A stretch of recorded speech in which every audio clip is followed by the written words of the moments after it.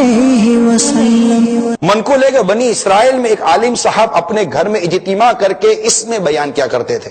ایک روز اس عالم صاحب کے نوجوان لڑکے نے خوبصورت لڑکی کی طرف اشارہ کیا۔ اس عالم صاحب نے دیکھ لیا اور کہا اے بیٹے صبر کر۔ یہ کہتے ہی عالم صاحب اپنے تخت سے منہ کے بل گر پڑے، یہاں تک کہ ان کا سر پھٹ گیا۔ اللہ عز و جل نے اس وقت کے نبی علیہ السلام کو وحی فرمائی فلاں عالم کو خبر کر دو کہ میں اس کی نسل سے کبھی صدیق جو سب سے اعلیٰ درجے کا ولی ہے پیدا نہیں کروں گا۔ کیا میرے لیے صرف اتنا ہی ناراض ہونا کافی تھا کہ وہ بیٹے کو کہہ دے کہ بیٹے صبر کر؟ مطلب یہ کہ بیٹے پر سختی کیوں نہیں کی، اس بری حرکت سے اسے اچھی طرح باز کیوں نہیں رکھا؟ اب غور کیجئے، گھر والوں کو سمجھانا، اللہ کی نافرمانی سے ان کو بچانا کس قدر ضروری ہے۔ جو باوجود قدرت اپنی عورتوں محارم کو بے پردگی سے منع نہیں کرے وہ دیوس ہیں۔ آئیے اب ایک اور حدیث مجمع الزوائد کے حوالے سے آپ کو بیان کا صحیح حدیث۔ سرکار صلی اللہ تعالی وسلم نے فرمایا 3 شخص کبھی جنت میں داخل نہ ہوں گے۔ نمبر 1 دیوس، نمبر 2 مردانی وضع بنانے والی عورت، اور شراب نوشی کا عادی۔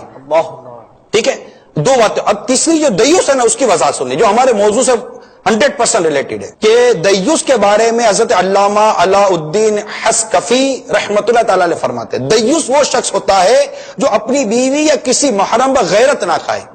معلوم ہوا کہ باوجود قدرت اپنی زوجہ، ماں، بہنوں، جوان بیٹیوں وغیرہ کو گلیوں، بازاروں، شاپنگ سینٹروں، مخلوط تفریح گاہوں میں بے پردہ گھومنے پھرنے، اجنبی پڑوسیوں، نامحرم رشتہ داروں، غیر محرم ملازموں، چوکیداروں اور ڈرائیوروں سے بے تکلفی اور بے پردگی سے منع نہ کرنے والے دیوس جنت سے محروم، جہنم کے حقدار ہیں۔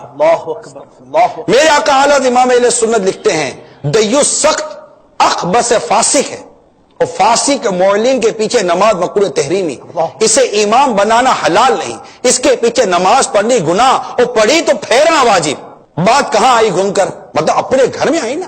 معاشرے پر ہم کلام کرتے ہیں، معاشرہ یہ ہمارے گھروں کا مجموعہ ہے، یہ گھر ملے تو پورا معاشرہ بنا ہے نا۔ ایک بلڈنگ میں جو ہم رہ رہے ہیں تو اس پوری عمارت کے اندر یہ 10 12 50 100 گھر ہیں، ایک محلے میں رہ رہے یا 200 500 مکان ہیں، گھر ہیں، یہ سب ایک دوسرے کا اثر قبول کرتے ہیں۔ آپ کو تو اس وقت میں آپ کی گھر کی 4 دیواری کی اصلاح کی عرض کر رہا ہوں، صرف گھر کی 4 دیواری کی اصلاح کی عرض کر رہا ہوں، اور اپنے حسب منصب آپ قرآن و حدیث سے اپنے لیے مواد لینا، میں کوئی دباؤ تو ہے نہیں نا، یہاں نہیں کریں گے تو مریں گے نا، پھنسیں گے۔ یا ایھا الذین آمنوا اتقوا اللہ ولتنظر نفس ما قدمت لغد۔ سورہ حشر میں رب کریم فرمائے ایمان والو اللہ سے ڈرو، ہر جان جانے کہ اس نے آگے کے لیے کیا بھیجا، کل کے لیے کیا بھیجا ہے۔ کیا کل ہم یہ بے پردگیاں، گانے باجے، موسیقی، بے حیائی، یہ مردوں کو مہندیاں لگانا، یہ مطلب کہ لڑکیوں کو آپس میں نچوانا۔ ایک جگہ مجھے کسی نے بھی لکھ کر بھیجا کہ ایک رسم ایسی ہے کہ شادی کے بعد دیور بھابھی کی گود میں بیٹھ جاتا ہے، اور جب تک کہ اس کو پیسے نہ دیے جائیں یا اس کو مانگنا پوری کی جائے وہ گود سے اٹھتا نہیں ہے۔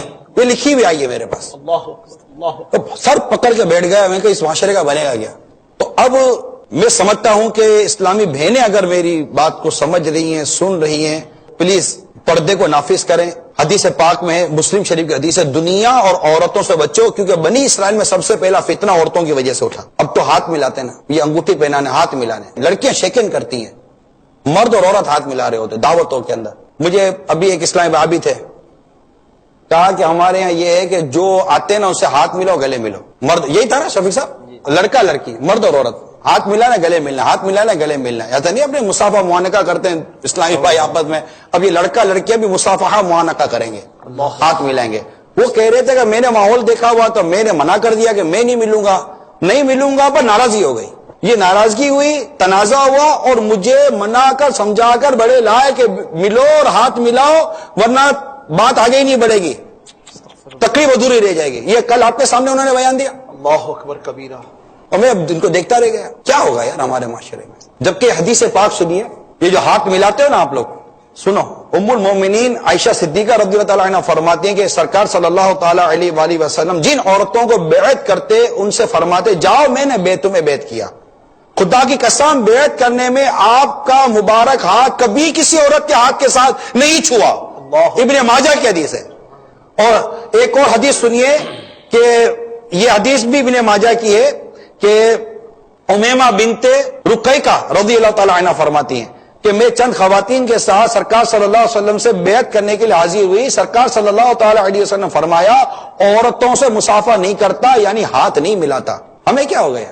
فقی ابو اللہ سمرقندی رحمۃ اللہ تعالی علیہ فرماتے دنیا میں اجنبیہ عورت سے ہاتھ ملانے والا بروز قیامت اس حال میں آئے گا کہ اس کے ہاتھ اس کی گردن میں آگ کی زنجیروں سے ساتھ بندھے ہوں گے. تو اسلامی بہنیں, اگر میں تو آپ کو قرآن حدیث و شریعت بتا رہا ہوں, آپ ہی مان جاؤ نا, آپ ہی مان جاؤ, پردے میں آ جاؤ, جتنی ہماری حدود و باؤنڈری اس میں رہیں, بلا حاجت شرعی بلا وجہ شرعی نہ نکلیں, اور جہاں شرعی حاجت ہے نکلنے کی, اجازت ہے نکلنے کی, وہاں شریعت کے مطابق نکلیے, پردے کا اہتمام کر کے نکلیے, ورنہ مت نکلیے. صلوا علی الحبیب صلی اللہ علی محمد صلی اللہ علیہ وسلم.